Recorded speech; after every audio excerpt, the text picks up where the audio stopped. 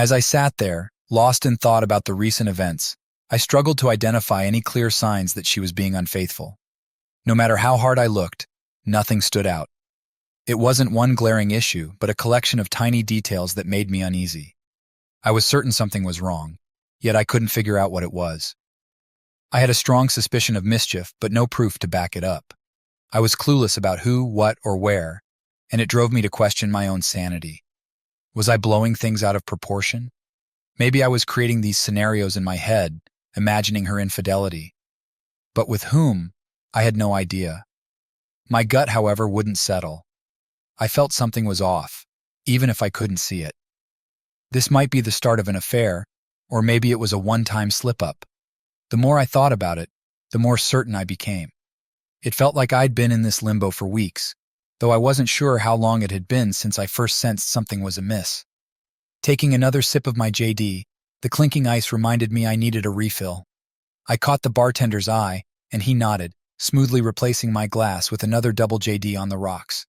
His faint smile seemed to convey an understanding of my inner turmoil. He'd seen that look plenty of times before. His gaze, filled with empathy, noticed the distress in my eyes. Each sip of the sweet JD warmed my mouth and throat. I tried to calm myself by scanning the bar and observing the other patrons. The place was serene, the low murmurs of conversation filling the air, amplifying my growing discontent. There was no joy here. The patrons' faces were blank, blending into the crowd without distinction. Everyone seemed ordinary and unremarkable. A woman in her 40s, slightly overdressed for the time and place, looked a bit desperate as an older man treated her to drinks. He seemed hopeful and attentive, but I figured she already had his number. The rest of the patrons appeared to be killing time, the rain outside further dampening the mood. Soon, they would all run out of reasons to stay and head home. I still hadn't decided what to do. So, what's going on? I turned towards the voice. She looked at me, her eyes piercing into my soul. I tried to respond, but no words came out. She stood there, water dripping from her coat as she took it off. "What brings you here, Sophia?" I asked. "I was worried about you and had a hunch I'd find you here, so here I am." "Do you want to talk?" she said. I tried to regain my composure. "Are you concerned about me? Why? What's happening?" I scrutinized her, wondering if she had any hidden motives. Could I trust her? I took another sip of my JD and ordered her a soda, which the bartender served with flair, smiling at Sophia. She caught his eye, and he flashed one of his charming smiles, his gaze lingering on her tight blouse. Sophia waited until he walked away before speaking again. There was a mutual sense of uncertainty between us, an unspoken power struggle. I mentioned my concerns about her recent behavior, saying she seemed burdened. I wanted her to share what was going on. Looking into her brown eyes, I remembered how easily she understood me, like an open book. This understanding was something I deeply valued. Despite our occasional disagreements, we were always honest with each other. But there were some things we never explicitly discussed, yet both understood. She reassured me she was fine, and that our relationship was in a good place, trying to alleviate my worries. But as she processed my words, it was clear she wasn't convinced. My heart sank, and I tried to shake off the feeling, but it lingered. Sophia took a deliberate sip from her glass, her gaze penetrating into mine once more. "Oh God, this is it," I thought. She set her glass down, interlocking her fingers and leaning slightly forward. I tried to play it cool by asking what she knew and what I was supposedly hiding. She suggested we drop the act and be genuine with each other. This caught the bartender's attention, who subtly turned his head to listen in. Sophia then proposed we find a more private booth, as the current setting was too public. As we moved to a secluded booth, I noticed the bartender's disappointment. Once seated, the tension was palpable as we prepared for our conversation. I mentioned I'd competed in a tournament and asked for her opinion. She saw through my attempt at deception and reminded me we'd known each other for a long time. She urged me to confide in her, mentioning I've known her since she was 17. Sophia was always close to her sister Emma. Emma was 3 years older, and we started dating when we were 20. Sophia and I always got along, much to Emma's displeasure. They were as different as night and day, and their personalities clashed often, evidenced by their numerous quarrels over the years. 2 years later, Emma and I got married, envisioning an ideal future. We both had good jobs and earned enough to live comfortably. Sophia had her fun in her late teens and early 20s, but now at 25, she was looking for something more mature. I felt she had outgrown her wild phase and had become someone any man would be lucky to know. Emma and I have been married for 5 years. Well, our anniversary is next month if we make it that far, I thought. Sophia is a very attractive woman and someone I considered both a friend and my sister-in-law. Tears welled up as I gazed at her, searching for words. Her words, I know, echoed in my mind. She reached across the table, her fingers caressing mine before squeezing them tightly, a gesture of support and more, as I felt my heart slowly breaking. All right, Matthew, if you won't tell me, then I'll say it. She's cheating on you. I'm pretty sure you know this, of course. I know. What are you going to do about it now? Sophia's words cut through the fog in my mind. My eyes widened in shock, but I still fought against understanding the full impact. I tried to rationalize what I knew, desperate to convince myself it wasn't real. If I didn't acknowledge it, maybe it wouldn't hurt so much. Maybe I wouldn't have to deal with it. Sophia watched me closely, noticing the distant look in my eyes. Was it shock? Denial? Matthew, I care about you deeply, but wake up. This isn't some misunderstanding. I tried to brush it off, attempting to deceive myself further, but Sophia's eyes flashed with anger. She slapped me hard across the face, the sound echoing in the bar. The bartender paused, his glass halfway to being wiped. Everything okay over there? He asked. I raised my hand, touching my stinging cheek. Yes, everything's fine, I replied, my voice steady despite the turmoil inside. Sophia told me, I'm sorry, Matthew, but sometimes you drive me crazy. I can't stand to see you hurt like this.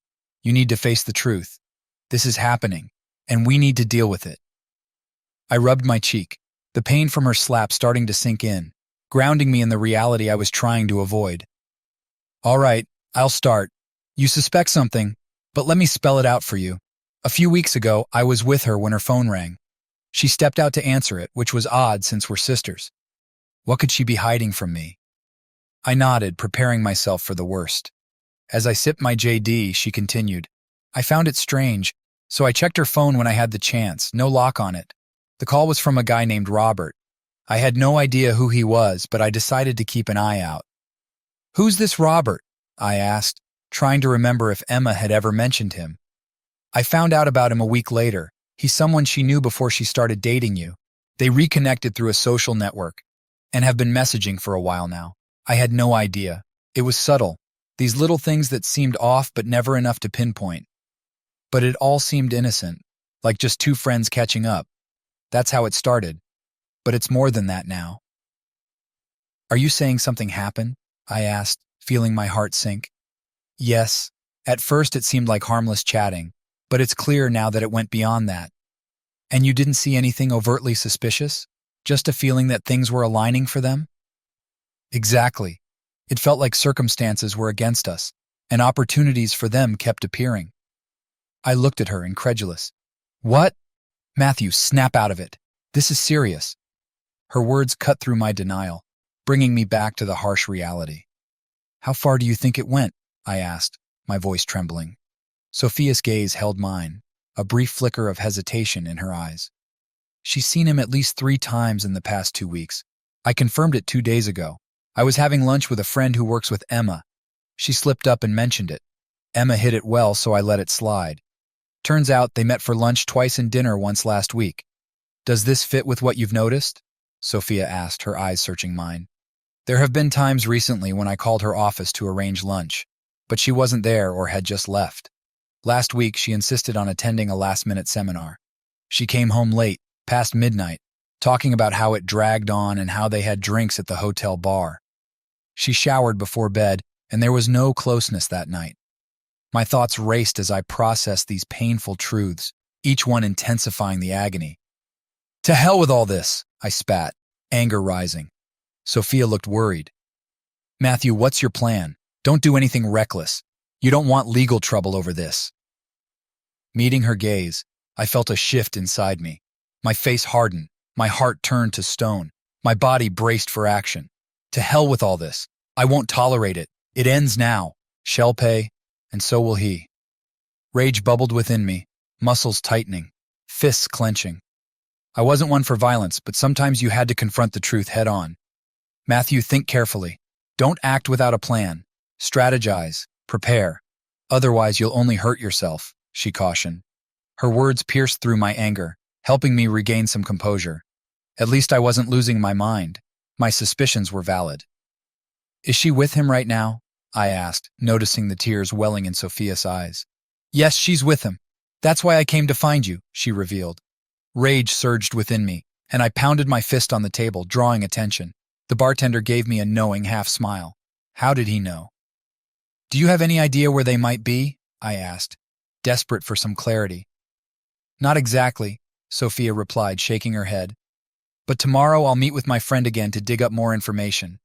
I know he's married with kids, but I don't have his exact address. I'll do my best to find out. I reached for her hand, squeezing it tightly. Thanks, Sophia. I know this is hard for you too, but I really appreciate it. She looked at me with concern. What's your plan? I can't act impulsively, not yet.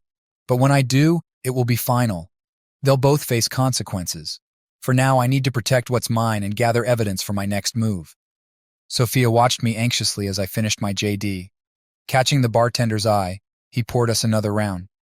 As he approached, I sensed Sophia wanted to speak, but I motioned for her to wait until the drinks arrived. I handed the bartender a bill. Keep the change, I said, dismissing him. How long before you confront her? Sophia asked quietly. I need time to strategize. Tomorrow I'll make some calls and secure my assets. She won't get a dime from me if I have my way. It'll be tough to be around her, won't it? Sophia's eyes were full of worry. Yes, but I've been dealing with it for weeks now. If she hasn't noticed a change yet, she won't notice anything different now. Sophia downed her drink in one gulp and stood up abruptly. I have to go, Matthew. Can we talk again tomorrow? I'll gather all the info I can. She put on her coat and I stood to help her. As she leaned in to kiss my cheek, I noticed how much she resembled her sister. Tears welled up in her eyes. Head home. I'll be fine. I'll call you tomorrow, I assured her. With a small smile, she turned and walked out into the dark, damp evening. Taking a deep breath, I settled back into my seat, contemplating my next move. One thing was clear. They would face consequences, swift and unforgiving. The next thing I remember is waking up in my own bed, my mouth as dry as a desert. My head was still spinning as I lifted myself from the bed. Rolling over, I noticed Emma was nowhere in sight. Gradually, my senses returned, and I heard noises downstairs. Swinging my legs off the bed, I attempted to rise. What did I do to myself last night? I wondered, staggering to the bathroom. I began to shake off the effects of my JD haze. As I descended the stairs, pain enveloped me, and my joints protested. Everything throbbed. Peering into the kitchen, I spotted her. Hello, my love. What happened to you last night? Do you want to talk about it? I cursed inwardly. Just had a drink with an old friend. Got a bit carried away, that's all. I sat down, poured some orange juice, downed it, and poured another. Really? Who was it? Someone I know? My mind raced to come up with a plausible answer. No, I don't think so. It was Daniel. Haven't seen him in ages. He was in town on business. Daniel? A flicker of recognition crossed her face as she turned around. Yeah, I have mentioned him once. We were in college together. Emma seemed puzzled. Sorry, I don't recall any Daniel. But as long as you had fun, right? Seizing the moment, I looked her in the eye. So, honey, what did you do last night? Anything interesting? When did you get back? She met my gaze, lying effortlessly. Oh, nothing much. Finished work, grabbed a bite and some drinks. Home by 9:30. I started to worry about you but remembered your late meeting. I knew she hadn't returned home by then because I was still there at 10 p.m. That's when I hit my limit and headed to the bar. Strike two. I've got some things to take care of this morning, so I'll shower and hit the road. I might be late tonight, so don't wait up. Daniel mentioned he'd be in touch. We've got some catching up to do. If he stays a few days, you'll have to invite him over. It's nice reconnecting with old friends. I'll make sure to do that. You must have some fond memories of him. She gazed at me with a blank expression, trying to conceal any reaction. But there was something there. I could sense it. Maybe it'll come back to me later, love. Now hurry, or you'll be late. Want me to drive you? You had a bit too much to drink last night. No, I'm fine. I'll grab a taxi to pick up my car. Thanks, though. After downing more orange juice and a couple of painkillers, I got dressed and left the house 30 minutes later while Emma was still getting ready. I had a hectic day ahead. One thing was certain. This wouldn't drag on. I gritted my teeth at the thought of Emma with Daniel. My fists clenched. Head pay, and I'd crush him. Work was chaos. Call after call to resolve line issues. My secretary handled some, but I had to attend meetings. By mid-morning, the rush eased, and I had a bit of downtime to address personal matters. Closing my office door, I delved into my finances. Within 15 minutes, I had cinched up my wallet strings and relocated some cash out of easy reach.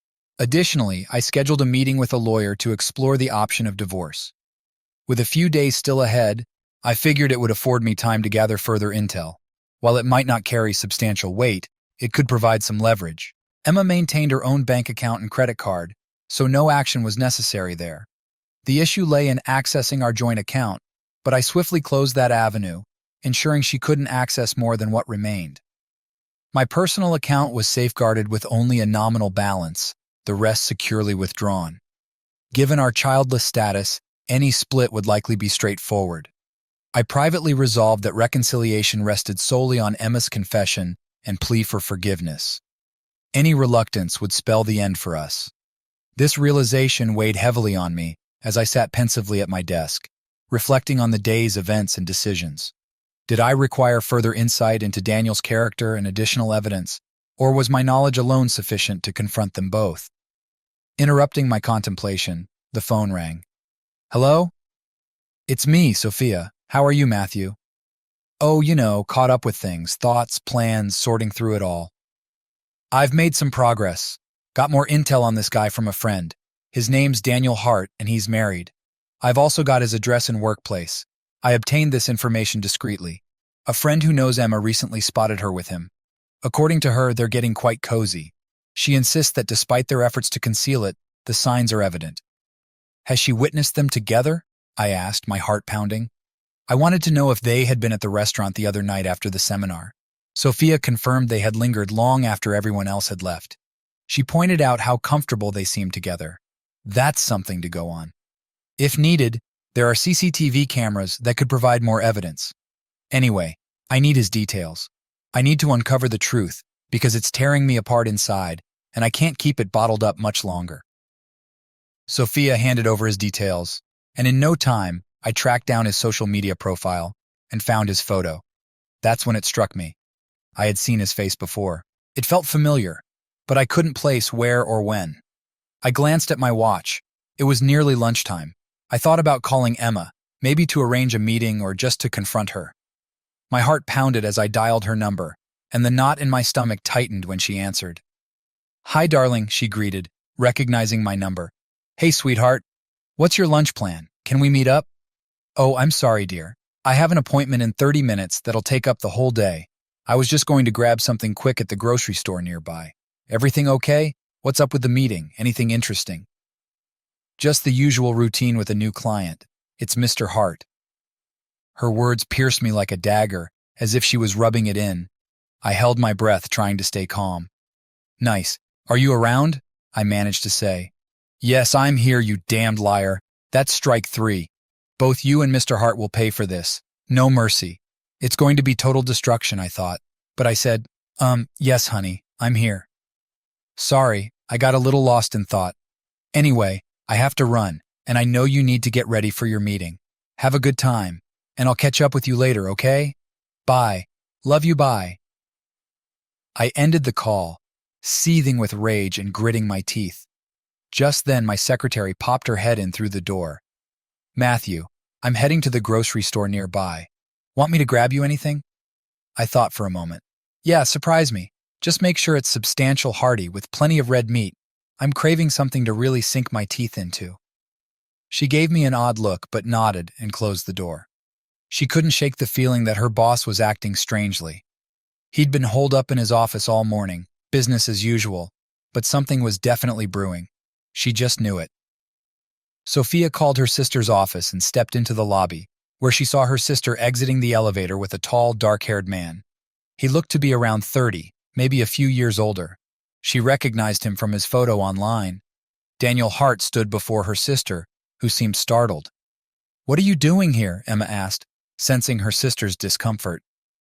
"I just thought I'd swing by to see you and maybe grab lunch," Sophia said with an innocent smile. "Well, Mr. Hart and I have a business lunch planned, so maybe another time," said Emma. "Daniel Hart, pleasure to meet you," Sophia said. "How long have you known Emma?" Daniel looked briefly puzzled by her question. Emma began to pull Sophia away. "Listen, Sophia, we really have to go. We have a meeting. Catch up with you later," she said.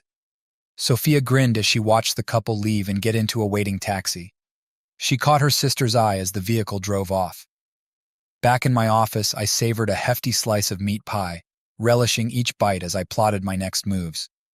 With confirmation from Sophia that Emma had left her office, I called her secretary to confirm she'd be out all day. Perfect. Financial matters sorted, locksmith ready, lawyer on standby. Tonight would be the first step. I planned to toy with them before making my move. My old man's advice echoed in my mind. Keep it simple. Be direct. Obliterate them.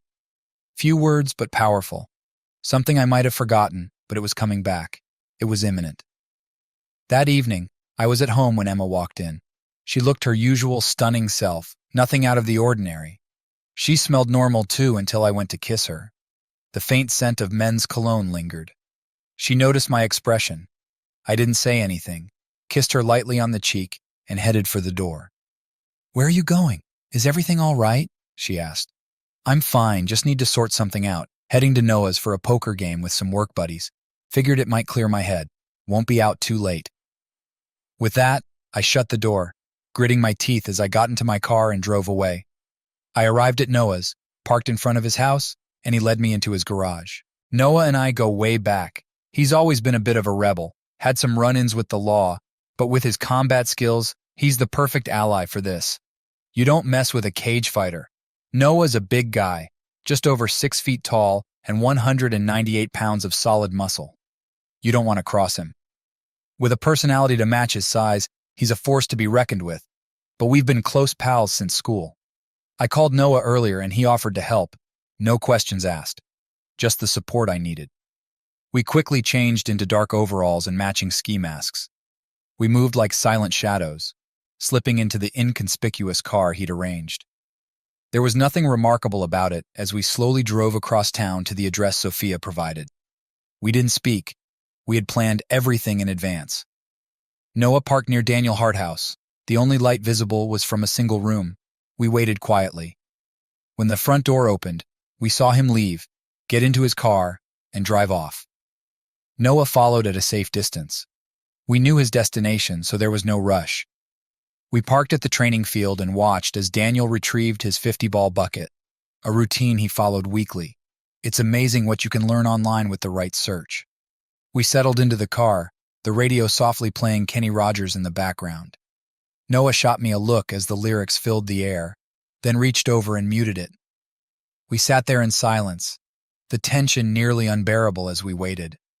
It took every ounce of self-control not to rush out and confront him, but I knew that would be reckless.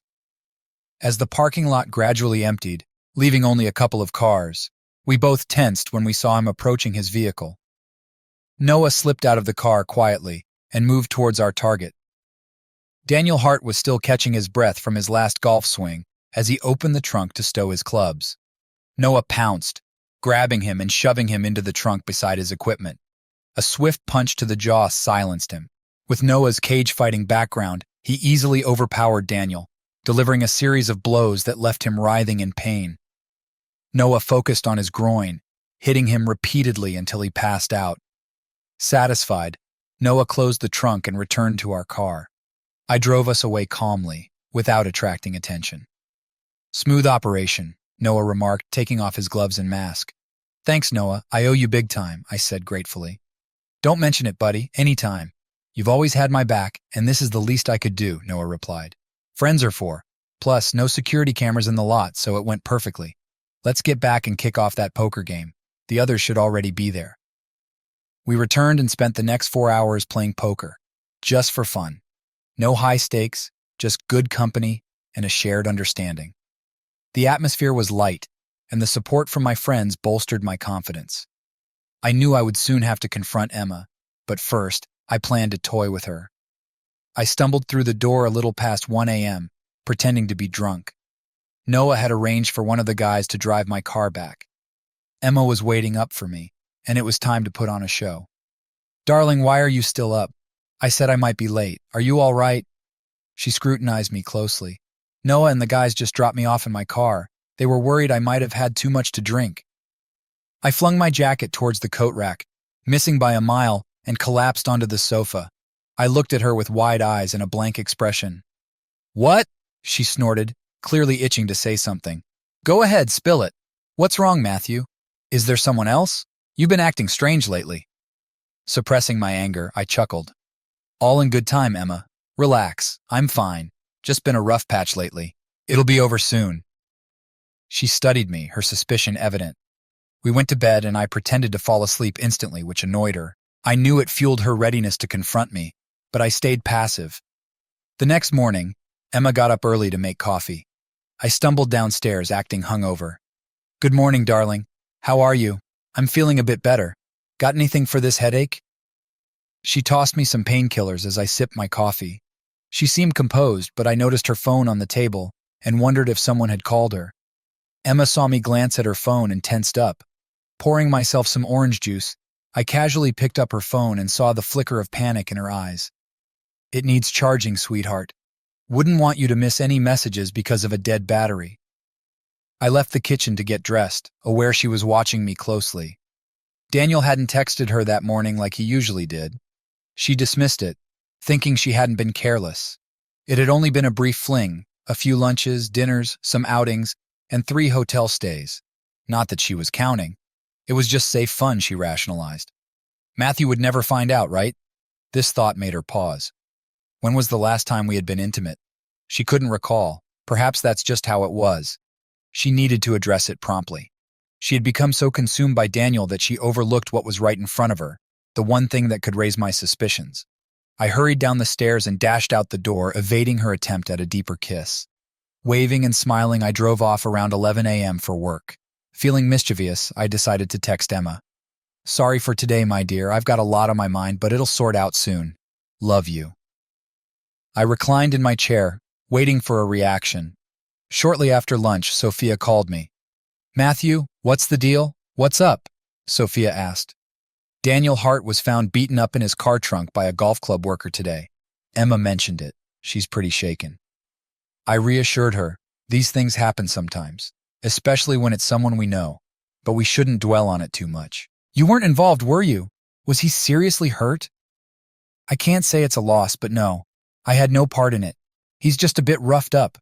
Heard he has some cuts and bruises, but nothing serious." "Did you find out how she knew?" "Yeah. She had a meeting scheduled with him today, and his company called to say he was in the hospital. His wife made the call. Convenient. Maybe they won't have it so easy next time." "What do you mean, Matthew?" "Accidents happen in strange places." That night, Emma wasn't home. Her car was gone, and there was no note. I dialed her phone. "Where are you, honey?" I asked cheerily. "Oh, I'm at the hospital visiting a friend. I'll be home soon." "I'm on my way. I hope your friend gets better soon." "See you at home. Love you, bye." I hung up before she could respond. About 30 minutes later, Emma walked in, looking drained. "How's your friend? I hope it's nothing serious and she gets discharged soon," I asked, my eyes studying her every move. Emma hesitated, then replied, "Oh, it's not too serious. She just had a fall and got some nasty bruises. She should be home in a few days. This coffee is good, thank you." "The other night, one of my company's representatives was attacked," she mentioned, leaving the statement hanging to gauge my reaction. "Oh, really? What happened? Was he badly hurt?" "Yes. Daniel wasn't seriously injured. It seems like they just wanted to rough him up for no reason. Nothing was stolen." I muttered under my breath, "Strike 4.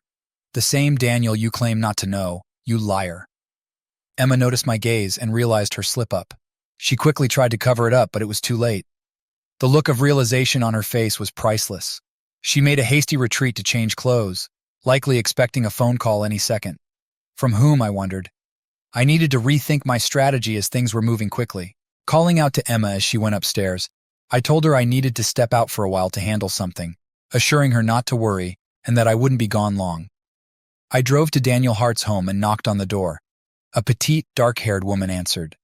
"Mrs. Hart, you don't know me, but I need to discuss something delicate with you. Can I come in for a moment?" She looked at me with a mix of nerves, curiosity, and caution. "I'm Matthew Collins. My wife, Emma Collins, is having an affair with your husband." I paused as realization and horror crossed her face. She stepped back and motioned for me to enter, leading me to the living room. "This concerns both of them?" she asked, pain clear in her eyes. "Yes, unfortunately they've been involved, and I only found out a few days ago. I'm sorry to bring this to your attention. I also know he's in the hospital." Her demeanor collapsed, tears streaming down her face. "I suspected as much. I knew he was at it again," she spat out. "I'm filing for divorce from Emma. She's had enough chances to come clean. I can't tolerate her deceit anymore. I don't know how long this has been going on, but her betrayal is unforgivable." "Does this have anything to do with the beating he took last night?" she asked, her eyes searching mine for the truth. I decided quickly. I can't say I had no hand in it whatsoever. The whole thing caught me off guard, leaving me just as stunned. Whoever did it, I can't say I'm upset about it. Sorry, but that's how I feel. Could he be involved with another man's wife? Nothing surprises me anymore. Well, he can stay far away from my doorstep. I've had enough. That's why we moved back here, because he cheated. I left her still seething, giving her the contact information for my locksmith and lawyer. Dear God, what a mess, I thought, as I got into my car and drove to the hospital, which was just 10 minutes away. I arrived quickly. Walking through the lobby, I felt a weight lifting from my shoulders, almost allowing a smile. Squeezing into the elevator, I ascended to the 4th floor where Mr. Daniel Hart was staying. Consulting the patient directory, I found his room. Slipping past the nurse's station, I entered his room and quietly closed the door. Daniel looked puzzled as I approached his bed. His face was bandaged, one eye shut, the other bloodshot, struggling to focus. Noah had done a thorough job. "You seem to be having trouble recognizing me, Daniel. Take a moment to think." "Oh, wait," I said, grinning as confusion clouded his eyes. I sat on the edge of his bed, examining his bruised face and suspecting a broken jaw. "This looks painful. You must be in agony," I said, quickly snatching the emergency button and tossing it under the bed. I jabbed his ribs playfully, causing him to squeal. "Still don't recognize me, Daniel? Need a hint?" His face was a mix of confusion and fear. "Think about the married women you've been with and the marriages you've ruined. Does that help?" His eyes met mine, revealing a mind racing to piece it together. "Need another hint, Daniel?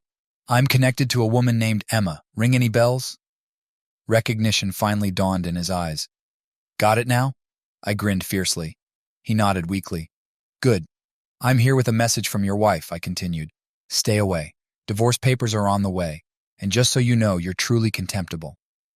A tear welled in his visible eye. I leaned in close. "I'm ending my marriage because my wife found pleasure with someone like you. This is just the beginning. We'll meet again, and I'll disrupt your life as you've disrupted mine. Be prepared.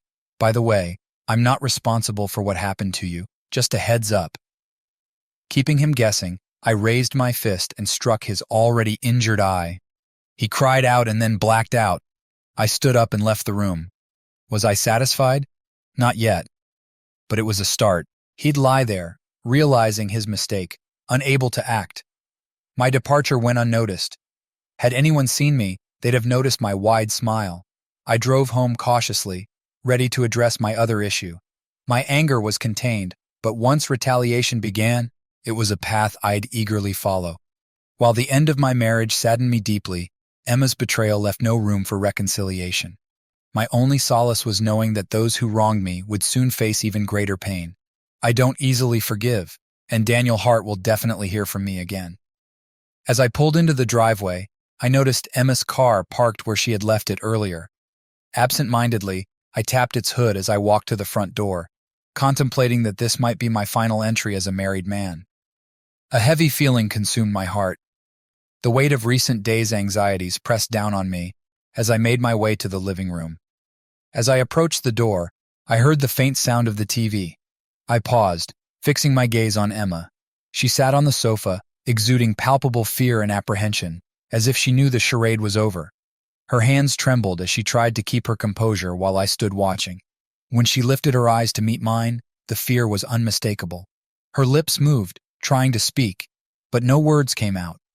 I walked past her to pour myself a JD over ice, setting the glass on the table between us before sitting down. I met her gaze, noticing her fear mixed with a hint of defiance. I silently took a slow sip of my drink, feeling its warmth. My eyes never left hers, and I let the silence stretch out. My face remained impassive as I stared at the woman I once deeply loved. My heart still held feelings for her, but they were now overshadowed by the pain she had inflicted. She needed to understand my anguish. Emma seemed to gather herself, standing a bit taller as if choosing bravery, though she was unaware of how much I knew. "Where did you go?" Her voice was barely a whisper, her anxiety clear. I took another sip of my JD, enjoying the growing tension. "What's bothering you, Matthew?" she snapped, frustrated by my silence. "Fine, Emma. I'll tell you where I went if you tell me where you've been. Deal?" Our eyes locked, each of us sizing up the other like boxers in a ring. "I was at the hospital visiting a friend. What about you?" She tried to sound casual, but her voice wavered. I anticipated that response. Care to reconsider? Her facade of composure cracked, fear flashing in her eyes. "I had indeed been with my friend, just as I said. Emma, what's confusing about that?" "I'll clarify. I was visiting a friend," I began. "We're getting closer, even though our relationship is recent." I watched her reaction closely. Despite her attempts to remain poised, the tilt of her chin betrayed her. "Did I discuss her husband, Daniel Hart? Does that name ring a bell?" I hinted, watching her demeanor shift. "It seems her husband had an accident and ended up in the hospital. He's recovering well, with significant bruises. Isn't that a relief?" I teased, watching Emma's face redden. "What was your conversation with Mrs. Hart about?" she asked, both eager and fearful. "From what I gathered, her husband is a serial cheater. When she found out about his infidelity, she deserved to know." "Oh my God," she gasped, her voice tight with panic. "Are you okay? Do you want a drink? Do you know about Daniel Hart indiscretions?" I took another sip, letting her words hang. "Let me help you out," I said, looking deeply into her eyes. "I'm aware of your involvement with Daniel, darling. I've known for some time, so if you have anything to confess, now's the time." I finished my drink and rose to refill it. "Sure you don't want one?" I asked, keeping my cool. She nodded, and I poured us both generous drinks, returning to sit across from her. Emma took a long sip before speaking. "It was meaningless, just physical. It meant nothing. Really, it meant absolutely nothing. Remember our vows?" Her mention of the "it was just sex" excuse ignited anger within me. "It was a fleeting moment, Matthew. It just happened." "Seriously? Just happened? These things don't occur spontaneously. It requires planning and agreement. Don't belittle me. You and Daniel have been deceiving me for weeks, maybe months, but it ends now. Both of you can go to hell." It only happened twice, and honestly, it wasn't that enjoyable. The idea was enticing, but the act itself was overshadowed by my constant fear of you finding out. "Well, I've finally uncovered your deceit. I hope jeopardizing our marriage was worth it." "Matthew, I'm genuinely sorry. It was meaningless, and we can work through this. I'll make things right and follow whatever you decide." A sudden, almost manic laugh escaped my lips, causing her to look at me with the realization that this situation was grave. "It was an error, but we can fix it. I regret it deeply." "Sure, you regret being caught. Would you have stopped if you hadn't been discovered?" "I doubt it. All the usual excuses pour out so effortlessly from someone unfaithful. Your lies since this began are just as fluent. You may believe them, but I certainly won't. Honestly, the woman I once loved and married seems lost. I don't even recognize you anymore." My words cut through her pretense, and she realized the gravity of our situation. "What should I do, Matthew?" "I'll do anything. Is it over between us?" "While I was out, I contacted Sophia. She knows everything. She'll be here shortly to pick you up." "But where will I go? Are you throwing me out?" Her shock was evident as she processed the situation. "You're free to go wherever you want, Emma. Maybe back to the hospital to see your other man. I don't care. What matters is that you leave. We're done." I took the last sip of my drink and set the glass down with a firm thud, signaling the conversation's end. Emma stared at me, stunned when a knock interrupted us. Rising, I greeted Sophia at the door. "How did it go?" she asked as we returned to the living room, where Emma was now crying uncontrollably. "Just get her out of here, Sophia. I hate to be so direct, but if she stays, I'm not sure what I might do. Despite her betrayal, I still have feelings for her. Please make it quick. Thanks for handling this, Sophia. I'll be in touch soon." I poured myself another drink as Sophia efficiently packed Emma's belongings. Over the next few minutes, I heard my wife's cries while watching her sister pack her things into suitcases. Removing her from my home took less than 10 minutes. The true challenge lay ahead. Removing her from my life entirely and healing. Retribution would aid in this journey. That's what I awaited now, along with another stiff drink. I gazed at the flames of the bonfire it lit in the backyard, consuming all of Emma's belongings. She had no place in my home anymore. "Damn you," I muttered, finishing the bottle and tossing it into the fire.